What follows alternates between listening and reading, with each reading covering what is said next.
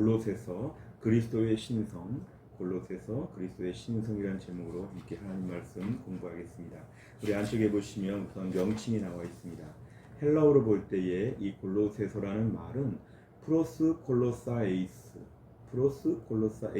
이렇게 부릅니다. 그래서 골로새인들에게 이러한 뜻을 가지고 있습니다. 그리고 또한 영어로 볼 때도 이것은 컬라시언스 이렇게 이제 부르게 되어 있습니다.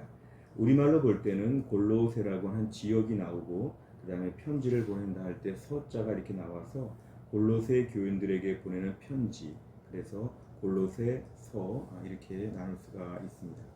이 골로새라고 하는 그런 특별한 지역, 편지를 쓴 것은 사도 바울이 로마의 감옥에 갇혀 있을 때 에베소서, 빌립보서를 쓸 때 같이 썼다고 알려져 있고, 한 주후 61년, 62년 이 어간에 로마의 감옥에서 기록된 것으로 알려져 있습니다. 이 골로새 지역은 특별히 소아시아 부르기아 주의 고대 도시인데, 특별히 에베소에 비해서 크지 않은 작은 도시에 불과하지만 교통의 요지로서 많은 사람들이 오가는 곳이었고, 그러다 보니까 철학과 종교와 많은 사상들이 이렇게 많이 유통되고 있던 그런 지역이었습니다.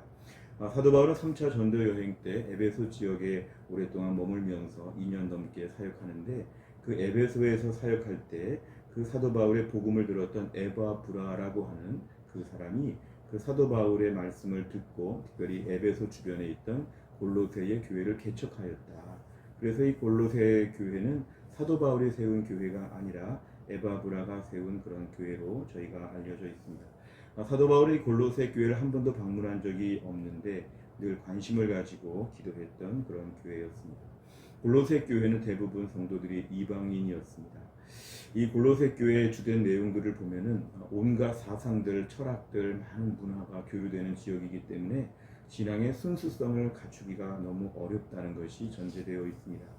어찌 보면 사도 바울을 통해서 그리고 에바브라를 통해서 들은 최초의 복음과 분명한 모든 신앙의 체계에 대해서 수많은 이단적인 사상들, 수많은 영지주의, 금욕주의, 신비주의, 율법주의, 온갖 종의 사상들로 말미암아 이들은 지금 혼란을 겪게 되었고, 여기에 대해서 사도 바울이 지금 가르치려고 하는 목적으로 오늘 골로새서를 썼다고 알려져 있습니다. 제일 중요한 내용 중에 하나는 예수 그리스도가 모든 창조물보다 먼저 나신 자로서 하나님의 형상이라고 하면서 그 신성에 대해서는 조금 더 의심할 수 없다는 부분을 매우 강조하고 있습니다. 두 번째를 보시면 구조에 대한 부분입니다.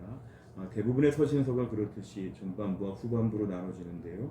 전반부는 구원의 진리, 교리적인 면이고, 후반부는 생활에 대한 것, 윤리적인 면, 삶에 대한 면이 나와 있습니다. 그래서 1장, 2장, 3장, 4장 이렇게 나눠서 볼 수 있습니다.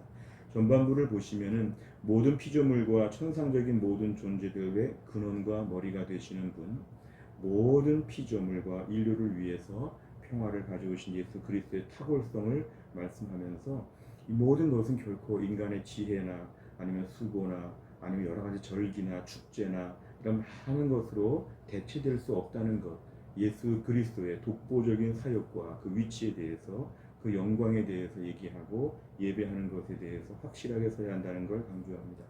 후반부를 보시면 우리가 예수님 믿는 사람으로서 세상에 속한 자가 아니기 때문에 세상적인 것을 추구하지 아니하고 하늘의 것을 추구해야 된다.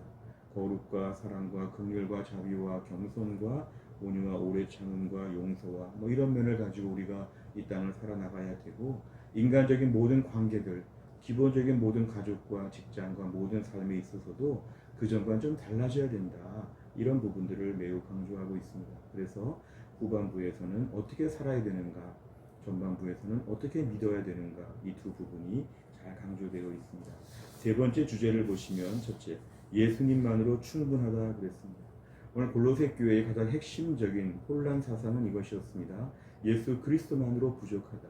예수 그리스도가 육체를 가지고 있다면 그 육체 가운데는 온갖 죄성들이 있는 것이고, 여러모로 예수님의 그 신성, 그 독보적인 모든 구세주, 구원자로서의 역할을 자꾸만 깎아내리는 것이었죠. 그래서 예수님만으로 불충분하다고 하는 것을 많은 사람들에게 퍼뜨리고 있을 때에 사도 바울은 예수님만으로 충분하다. 그 예수님의 영광, 그 예수님의 능력, 예수님 모든 사역들에 대하여 보다 부각을 시키면서 여기에 대해 철저하게 붙잡아야 된다는 것을 얘기하고 있습니다. 예수님 한 분만으로 우리는 충분하다는 것을 더 집중적으로 강조하고 있는 것이 오늘 주제가 되겠습니다. 두 번째를 보면 신앙은 잘 지켜야 한다 그랬습니다. 오늘 사도 바울의 귀한 가르침과 에바브라의 수고 속에서 골로새 교회가 잘 세워졌지만 시간이 가면서 그 신앙이 흔들리게 되었습니다. 훼손되게 되었습니다. 신앙은 처음에 바른 신앙을 갖는 것도 중요하지만 매일매일 유지하는 것이 참 중요합니다. 그 신앙은 받아들이는 것도 있지만 지켜야 합니다. 지켜야 합니다. 신앙은 오늘도 내일도 하루하루씩 버텨야 합니다. 비바람 폭풍 속에서도 내 믿음은 내가 지켜야 한다 이런 것이죠. 여러 가지 어려운 사상들, 주변의 시험거리들, 오늘 골로새 교회처럼 많은 방해가 있어도 믿음을 지켜야 되는데 오늘 골로새 교회가 그런 면에서 매우 약했다는 것이 오늘 탄식으로 지적되고 있습니다. 세 번째를 보시면 예수님을 믿는 사람은 다르다 그랬습니다. 예수님을 믿는 사람이 탁월하다는 것은 아닙니다만 이 성경에서 이 다르다는 말은 이게 바로 거룩하다 그 뜻입니다. 히브리어로 카도시라고 하는 말인데요. 이건 구별되는 것입니다.